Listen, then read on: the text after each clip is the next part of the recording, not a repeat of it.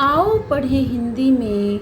आज मैं आपको पढ़ाऊंगी शब्दालंकार का दूसरा भेद, यमक अलंकार। आज हम करेंगे यमक अलंकार। अब देखिए यमक अलंकार में क्या है कि जब एक शब्द अनेक बार आए परंतु उसका अर्थ अलग अलग हो, वहाँ यमक अलंकार होता है। यहाँ पर शब्द का दो बार आना आवश्यक है। उस शब्द का दो बार आना आवश्यक है। दो बार से अधिक भी आ सकता है, परंतु दोनों बार उसका अर्थ अलग अलग होगा। उसका अर्थ दोनों बार अलग अलग होगा। अब देखिए कैसे उदाहरण के जरिए मैं आपको स्पष्ट करती हूँ। कनक कनकते सो गुनी मादकता अधिकाई। उदाहरण देखिए, कनक कनकते सो गुनी, कनक कनकते सो गुनी मादकता अधिकाई। मादकता अधिकाई। अब देखिए यहाँ पर कनक का प्रयोग दो बार हुआ है, परंतु दोनों बार इसका अर्थ अलग अलग है। एक कनक का अर्थ है धतूरा और एक कनक का अर्थ है सोना।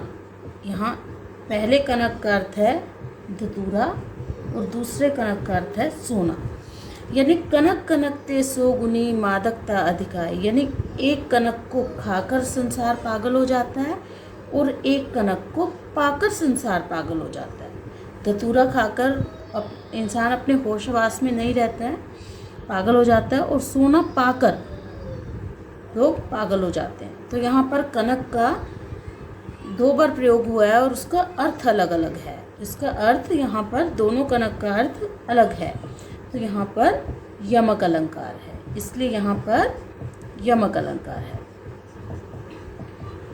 अब देखिए और उदाहरण से स्पष्ट करने की कोशिश करती हूँ आपको।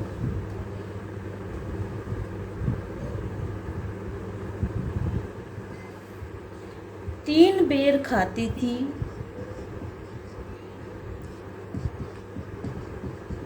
तीन बेर खाती थी,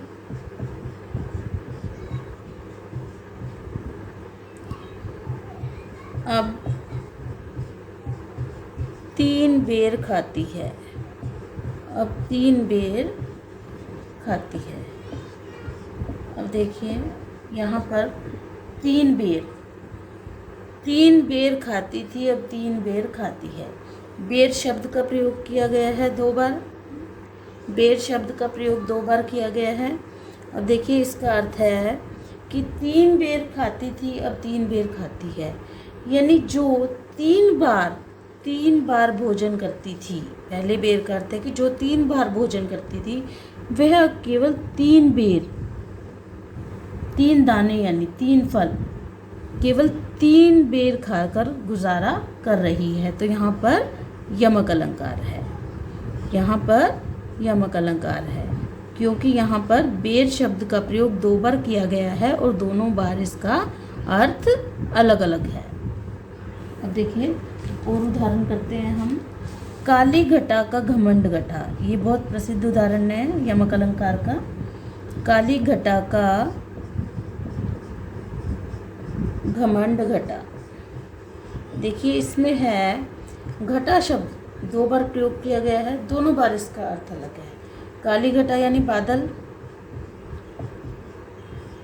और घटा यानी कम होना।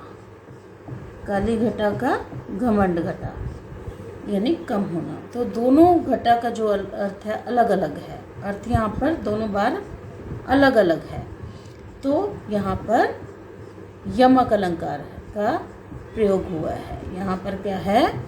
यमक अलंकार है। यहाँ पर यमक अलंकार का प्रयोग है। देखिए और आपको उदाहरण देकर स्पष्ट करने की कोशिश करती हूँ।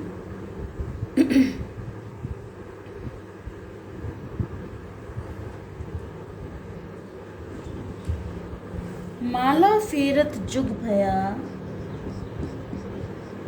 माला फेरत जग भया फिरा न मन का फेर, फिरा न मन का फेर, कर का मन का डारी दे, कर का मन का डारी दे, मन का फेर, मन का फेर। देखिए यहाँ पर जो मन का शब्द है, मन का शब्द का 2 बार प्रयोग हुआ है। माला फेरत जग भया फिरा न मन का फेर, कर का मन का डारी दे, मन का फेर। ये देखिए पहले जो मन का है उसका अर्थ है माला का मोती, माला का मोती।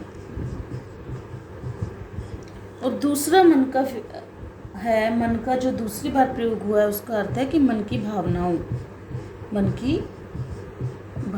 को बदलने की ज़रूरत है। कि माला फेरने से हमारा मन नहीं बदलता है, मन की भावनाओं का प्रयोग किया गया है यहाँ पर।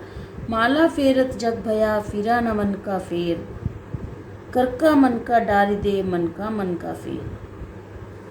तो देखिए यहाँ पर दोनों जो मन का है उनका अर्थ अलग अलग है। यहाँ पर यमक अलंकार का प्रयोग हुआ है। तो आपको कैसा लगा ये वीडियो? अगर अच्छा लगा हो तो मेरे चैनल को सब्सक्राइब करें। आओ पढ़ें हिंदी। और इस वीडियो को दोबारा देखें, आपको बहुत अच्छे से स्पष्ट हो जाएगा। बाकी लिख कर अभ्यास करें। ओके बेटा, आपका दिन शुभ हो।